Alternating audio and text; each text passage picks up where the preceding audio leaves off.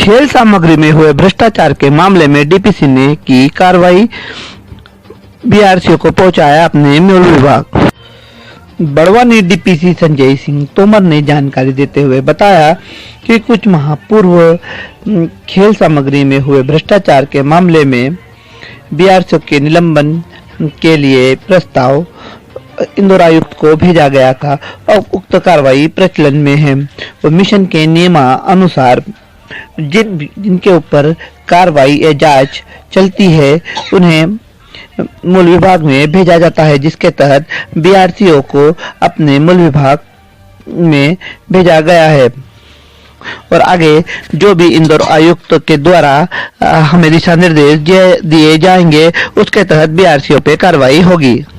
यहाँ विगत 6 माह पहले जो है खेल सामग्री की जो शिकायत प्रचलन में थी और जिसमें अनियमितता के रूप में संबंधित बीआरसीओ का जो निलंबन का प्रस्ताव है वो वरिष्ठ कार्यालय को आयुक्त महोदय इंदौर को प्रेषित किया गया था। उसके आधार पर जो है फाइल जो है नस्ती प्रचलन में थी और मिशन में राज्य शिक्षा केंद्र के अंतर्गत ये निर्देश हैं कि यदि कोई व्यक्ति, कोई भी ऐसा कर्मचारी विभाग में जिसके विरुद्ध कोई विभागीय जांच या कोई कार्रवाई प्रचलन में है, उसको मिशन में नहीं कार्य करने दिया जाए। उसके आधार पर निर्णय लिया है। तो क्या निर्णय लिया? उनको केवल अभी जो है मूल विभाग में वापस किया गया है। बाकी उनकी जो कार्रवाई है वो तो उनके मूल विभाग से होना ही है और इसके लिए जो भी निर्देश अपने इंदौर से प्राप्त होंगे आयुक्त महोदय के द्वारा उसके आधार पर कार्रवाई की जाएगी। अभी तो केवल उनको मूल विभाग में वापस किया गया है। और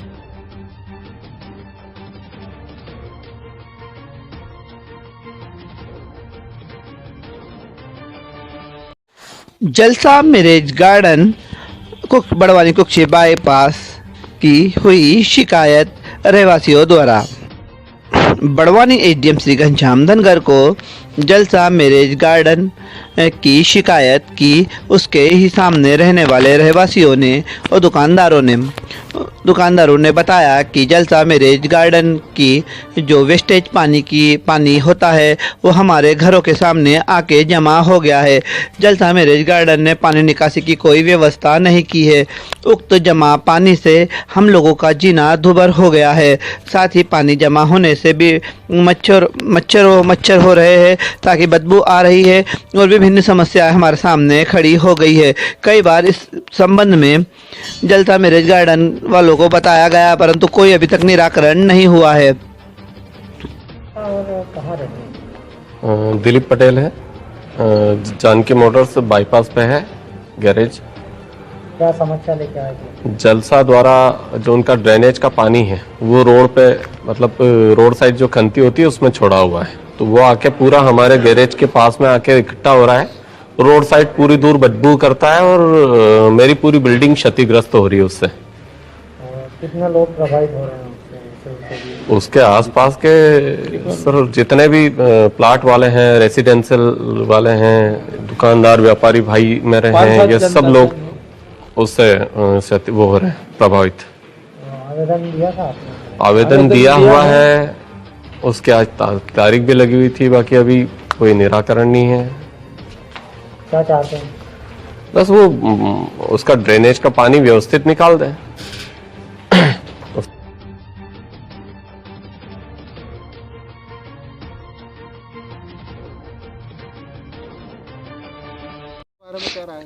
एनटीपीसी आरआरबी परीक्षा में हुई धांधली की जांच करने बेरोजगार युवाओं पर पुलिस दमन और लाठीचार्ज के दोषियों पर दंडात्मक कार्रवाई करने बाबत दिया बड़वानी एसडीएम को बेरोजगार युवा संघ ने ज्ञापन में बताया गया है कि 2019 से लेकर आज तक आरआरबी एनटीपीसी के एग्ज़ाम पूर्ण नहीं हो पाई है। इस परीक्षा में लगभग 1 करोड़ से भी ज़्यादा विद्यार्थियों ने एग्जाम दिया था और एक बड़ी संख्या में इतने सारे युवा एक उम्मीद के साथ ये परीक्षा दी, परंतु सरकार की गलत नीतियों के कारण आज लाखों छात्र भविष्य अंधकारमय हो गया है। सरकार ने ना समय पर परीक्षा कराई, ना समय पर रिजल्ट दिया। जैसे तैसे रिजल्ट भी आया तो त्रुटिपूर्ण रिजल्ट रहा। जानते देश भर के बेरोजगार लगातार बढ़ती बेरोजगारी को लेकर आक्रोश में भारत में बेरोजगारी की दर 9% के ऊपर हो चुकी है। ऐसी स्थिति में सरकार द्वारा किया जाना चाहिए कि भर्ती निष्पक्ष, पारदर्शिता पूर्ण और समय पर सभी छात्रों ज्वाइनिंग दी जाए।